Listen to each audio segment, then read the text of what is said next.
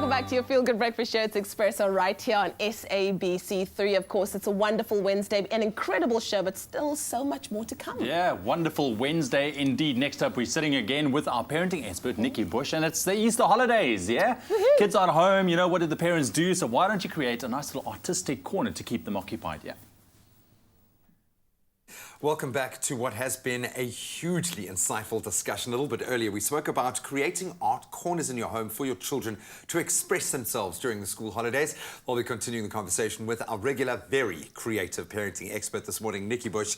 It's all about getting creative today and about what we can learn and how we can grow through that process. Just to do a quick recap, why is it so beneficial for our children to have art corners?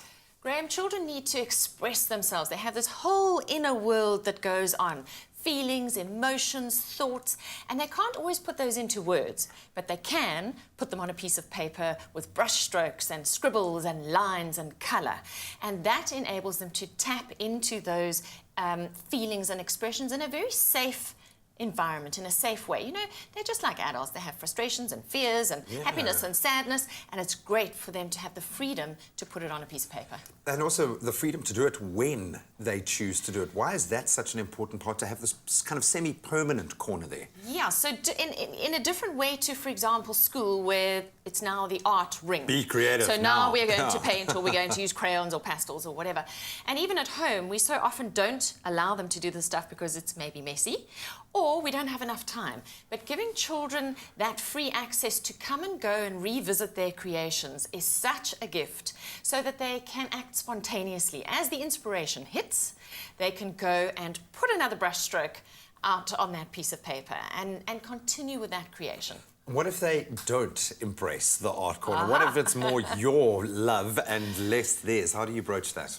So you do have children who are obviously more naturally artistically inclined, but what I would suggest is put up the art corner anyway and see what happens. And if nothing happens, you go and sit in the art corner. Don't tell them you're going to do it. Just let them see you doodling in the art corner. And you know what? You will discover how good it is for your stress levels.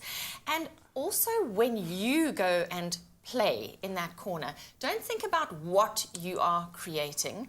Put your feelings on the paper. Be a child again. I love that. What if their artwork is better than yours? Highly likely that it's going to be. But herein lies the rub. We have to be very careful not to label our children's creations, because what we think is an aeroplane could be a butterfly or could be a mountain or whatever.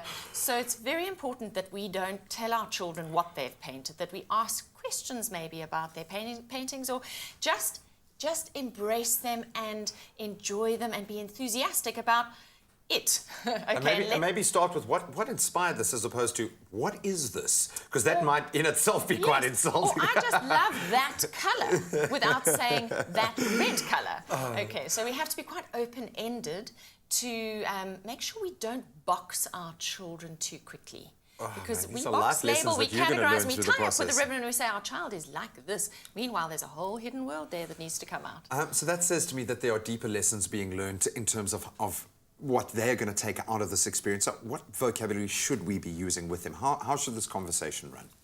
So it is about, I love your creation, I love your picture, and just seeing your child there and celebrating. You were saying earlier, those rooms, kitchens, fridges that are full of children's artworks. With sideways feet. Okay, yes. Where things don't necessarily look like they would look in an art book. You know, art psychologists have a fascinating time interpreting children's pictures. But make sure that children know how proud you are of their creations, whether it's all black or whether it is interesting. And you'll see them go through phases.